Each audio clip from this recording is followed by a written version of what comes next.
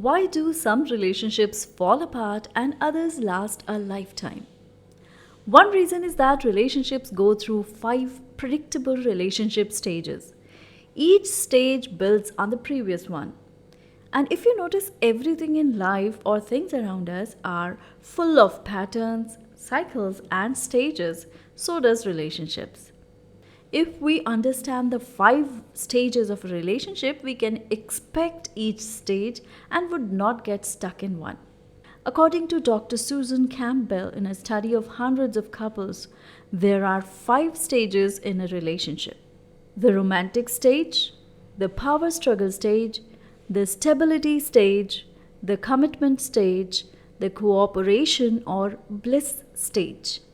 Do you know your relationship stage? Hey everyone, welcome to the new episode and thank you for tuning in to Amplify Life with Madhuri Tagore. Today we would talk about the first phase of the relationship.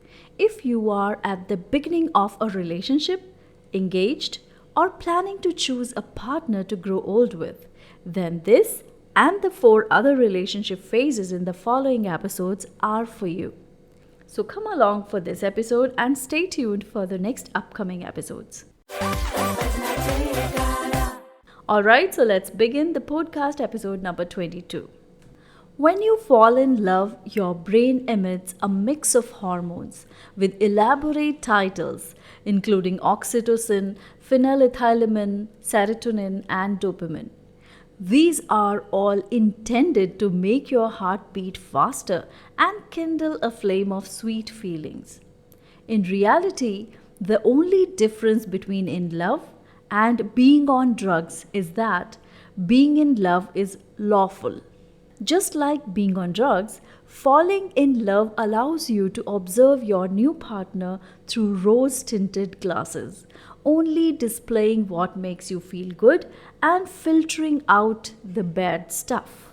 Your drug-induced haze forces you to concentrate on where you are similar, concealing your partner's weaknesses.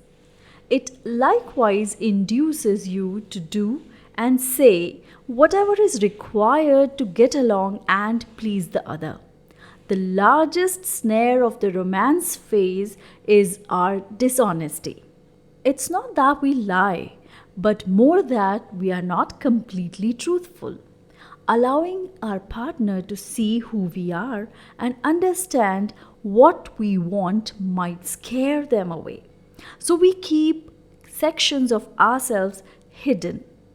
A solid unit is more likely to endure and ensure the fortification of human species.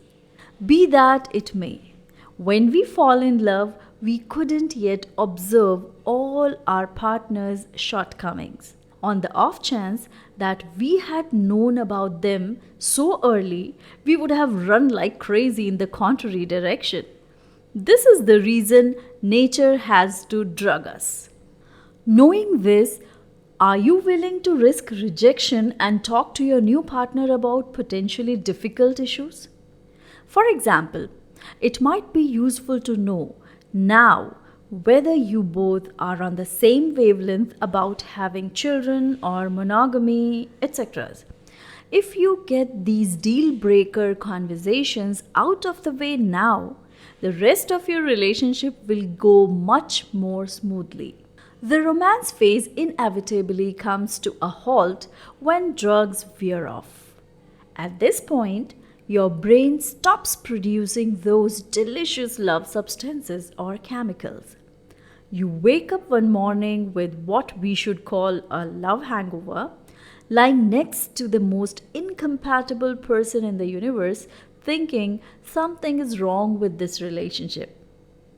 It can take anywhere from 2 months to 2 years for that to happen. Often it happens when one of you perceives some kind of permanence in the relationship.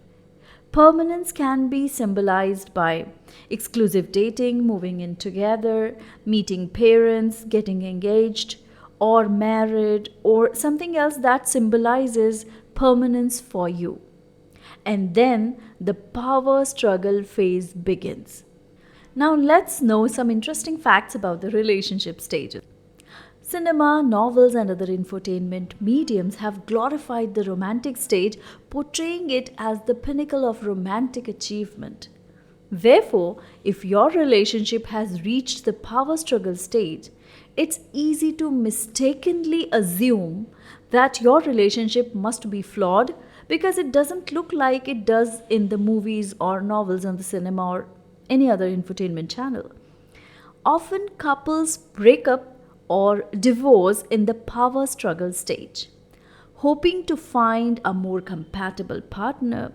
However, the fact is that they actually find the same patterns reappearing in their next relationship and the next relationship, and so on. So, the takeaway from the romance stage of a relationship is that firstly, we fall in love with someone. It can last for around 2 years before it dissipates. During this stage, we experience love in its most immature form, which is to say that we are infatuated with our partner. This means that we only view them in a positive light and ignore their flaws. It is important and noteworthy that nature makes sure we fall in love with someone who appears to be the most incompatible person in the entire universe.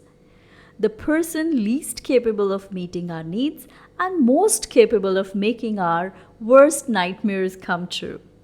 Not very romantic. I know. But I imagine you are nodding your heads as you recognize this truth. Why would nature want us to fall in love with someone so incompatible?